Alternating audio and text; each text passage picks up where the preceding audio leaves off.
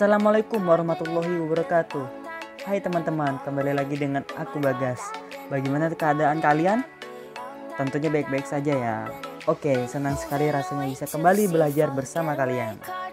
Oke, topik pembelajaran yang akan kita bahas kali ini adalah psikologi pendidikan. Nah, psikologi pendidikan ini berasal dari dua kata, yaitu psikologi dan pendidikan, di mana kita akan ulas satu-satu mulai dari psikologi. Psikologi berasal dari bahasa Yunani, yaitu psycho dan logos. Psycho artinya jiwa dan logos artinya ilmu.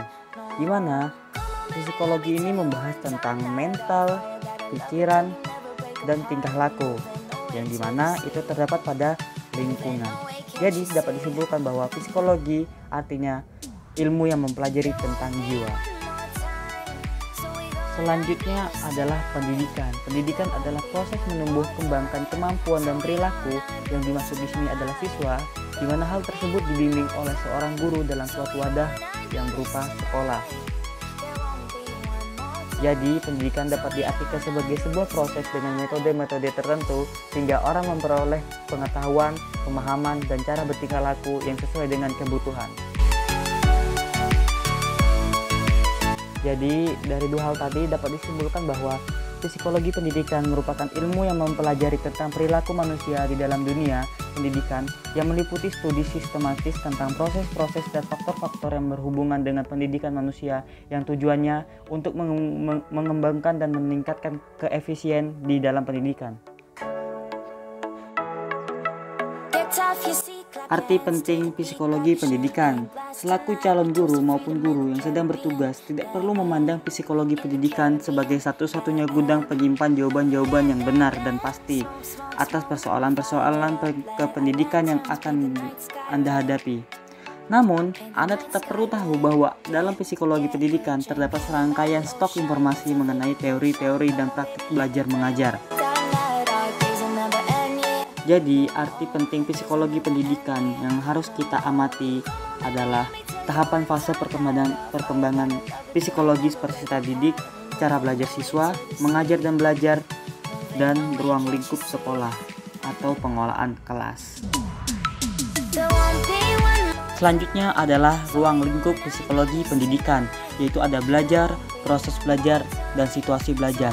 Namun, saya tidak akan menjelaskannya di sini karena nanti akan ada bagiannya di mana saya akan menjelaskan apa itu belajar.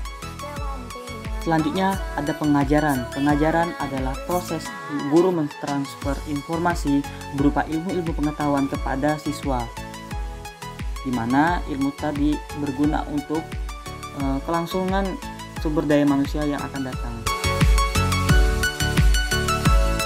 Hakikat pendidikan dan pengajaran. Kita mulai dari pendidikan. Pendidikan merupakan wadah bagi pengajaran. Jadi bahasa mudahnya tidak akan ada pengajaran jika tidak ada pendidikan. Dalam pengajaran terdapat proses mengajar, di mana hal ini dilakukan oleh guru terhadap murid. Lalu murid yang menerima pengajaran dari guru itulah yang dinamakan proses belajar. Tentunya proses-proses tadi bakal membentuk perubahan perilaku afektif, kognitif, dan psikomotorik yang akan membentuk kualitas sumber daya manusia yang mumpuni di abad 21. Materi selanjutnya yaitu perkembangan. Perkembangan adalah rentetan perubahan kualitatif pada diri manusia menuju ke arah yang lebih maju atau sempurna yang mengacu pada penyempurnaan fungsi psikologis yang disandang organ-organ fisik.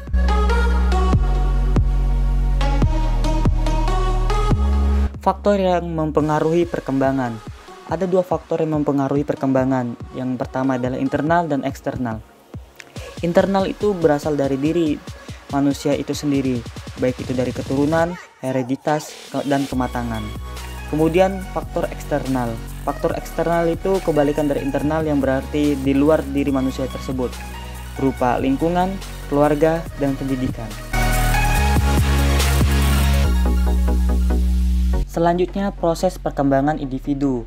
Proses perkembangan individu ada 3 tahap. Yang pertama, proses konsepsi, di mana proses konsepsi ini adalah pembuahan sel ovum ibu oleh sel sperma ayah. Yang kedua, tahapan proses kelahiran, yaitu saat keluarnya bayi dari rahim ibu ke alam dunia bebas. Yang ketiga, tahapan proses perkembangan individu, yaitu bayi tersebut menjadi seorang pribadi yang khas, entah itu dia akan jadi orang yang baik, yang jahat, ataupun sebagainya. Hukum perkembangan individu. Hukum yang pertama yaitu konvergensi, yaitu penyeimbangan faktor internal dan eksternal. Yang kedua, perkembangan dan pengembangan diri, yaitu hasrat mempertahankan diri. Yang ketiga, masa peka, di mana masa yang tepat individu merasa mengembangkan fungsi tertentu. Yang keempat, keperluan belajar, di mana individu butuh belajar untuk berkembang. Yang kelima, hukum kesatuan anggota badan, yaitu perkembangan suatu ranah akan berpengaruh dengan perkembangan ranah lainnya. Yang keenam, tempo perkembangan, yaitu lambat dan cepatnya perkembangan individu berbeda. Yang ketujuh, irama perkembangan, yaitu naik dan turunnya perkembangan individu atau masa tenang dan menggoncangkan atau trots. Yang terakhir, 8, rekapitulasi, yaitu perkembangan individu merupakan hasil pengulangan karena adanya kesamaan perilaku kultural. Selanjutnya, perkembangan psikofisik. Yang pertama ada perkembangan kognitif, di mana perkembangan berdasarkan ranah pengetahuan atau kecerdasan inteligensi. Yang kedua, perkembangan sosial emosional, di mana perkembangan berdasarkan perasaan atau kecerdasan emosional tertentu karena dorongan ingin tahu terhadap lingkungan terkait konteks sosial. Yang ketiga, perkembangan moral spiritual, perkembangan berdasarkan rohanian atau kecerdasan spiritual yang berkaitan dengan aturan dan konvensi mengenai apa yang seharusnya dilakukan. Yang terakhir, perkembangan motorik, yaitu perkembangan individu berdasarkan keterampilan fisik. Materi selanjutnya, coba perhatikan gambar ini. Aktivitas apa yang dilakukan? Jika Anda berpikir seorang anak kecil tersebut sedang belajar, kegiatan tersebut tidak sepenuhnya mempresentasikan definisi belajar. Lalu, definisi belajar yang sebenarnya adalah tahapan perubahan tingkah laku yang relatif permanen akibat interaksi dengan lingkungan dan hasil dari pengalaman yang melibatkan proses berpikir. Jadi, belajar itu tidak hanya dari apa yang sedang kita lakukan sekarang, melainkan bisa berasal dari pengalaman. Bahkan, pengalaman adalah guru terbaik dari kehidupan. Selanjutnya, aspek penting dalam belajar. Aspek penting dalam belajar ada 3. Yang pertama, stimulus, respon, dan self-direction. Stimulus merupakan apa yang sedang kita hadapi, dan respon yaitu adalah tanggapan kita tentang apa yang telah kita lakukan tadi. Dan self-direction merupakan kesimpulan atau hasil akhir dari respon tadi. Di sini saya memberi contoh sebuah gambar yang di dalamnya ada kompor yang sedang panas, dan itu merupakan stimulusnya, dan responnya orang memegang kompor itu dan kepanasan, di mana hasil akhirnya atau self directionnya yaitu kompor yang sedang menyala itu panas. Selanjutnya yaitu lingkungan belajar. Lingkungan belajar ada 3, yaitu lingkungan fisik, lingkungan sosial, dan lingkungan intelektual. Fase proses belajar yaitu ada 8. Yang pertama, motivation, apprehension, acquisition, retention, recall and retrieval, generalization, performance, dan feedback.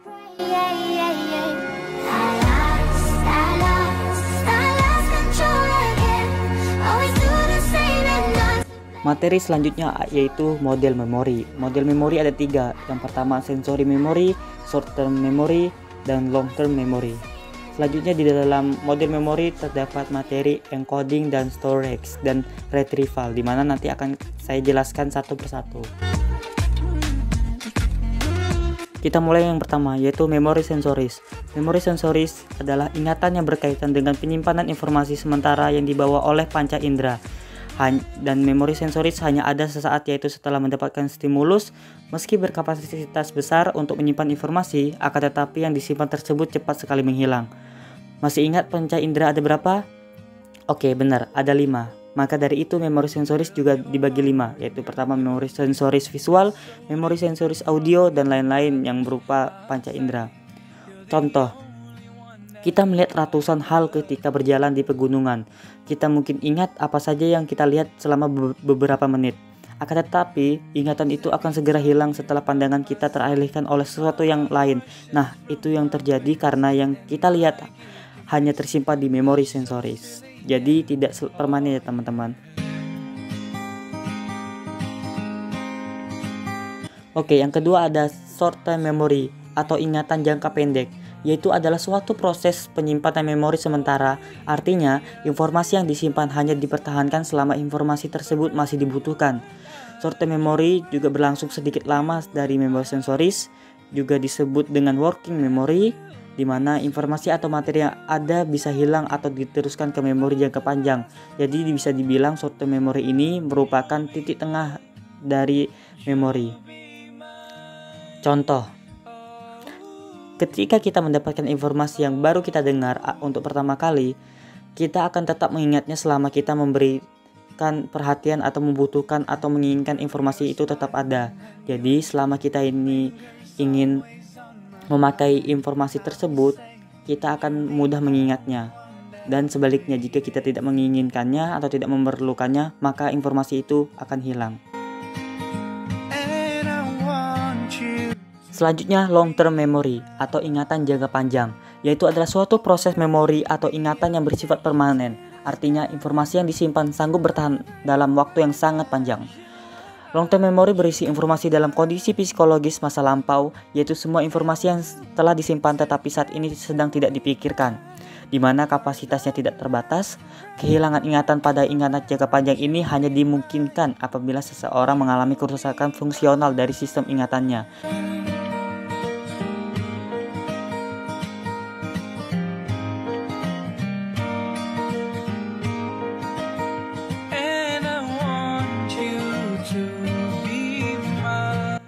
Selanjutnya yaitu encoding. Encoding merupakan suatu proses mengubah sifat suatu informasi ke dalam bentuk yang sesuai dengan sifat-sifat memori organisme.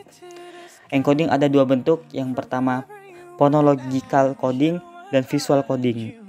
Selanjutnya yaitu storage. Storage merupakan proses mengendapkan informasi yang diterimanya dalam suatu tempat tertentu, di mana setiap informasi yang diterima akan meninggalkan jejak-jejak di dalam storage memori manusia yang dinamakan memory trace.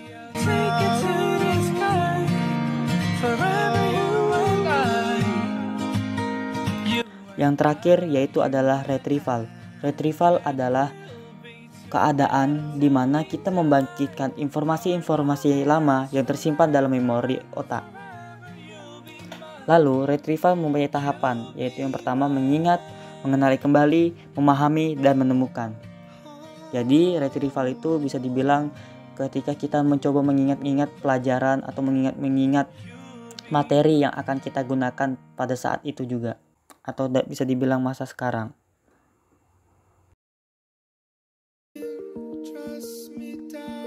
Alhamdulillahirrabbilalamin, tak terasa sudah di penghujung presentasi.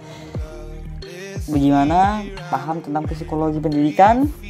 Kalau paham, alhamdulillah. Kalau tidak paham, ya diulangi lagi lah. Oke? Sip.